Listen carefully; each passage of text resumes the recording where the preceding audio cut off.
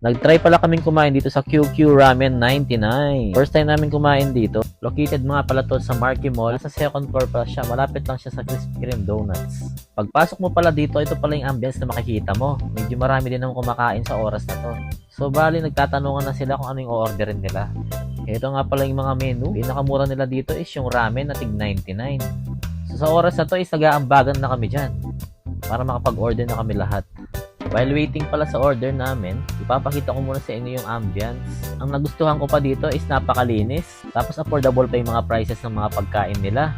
Dito na pala kami nagpeso para sama-sama na kami dito sa isang lamesa. Habang waiting pa rin kami until now sa mga order namin, ayun, busy-busy lang ang mga person ng mga kasama ko.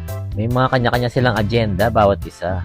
Itong isa ayaw kumain ng ramen kaya binili niya lang is ice cream.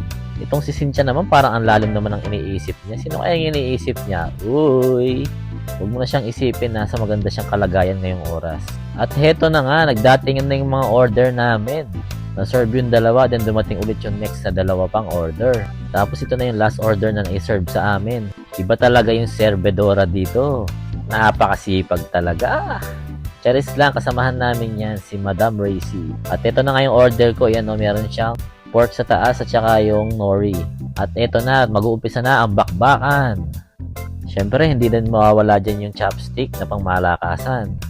Napakasarap pala ng ramen nila dito, yung worth 99 pesos is worth it naman. Unang higop ng sabaw, yan, sarap. At umigop ulit ako ng pangalawa pa. Tapos ito naman yung noodles, saka kinain ko na rin dito yung nori. Mainit-init pa yan, kaya napapaso-paso pa yung bibig ko.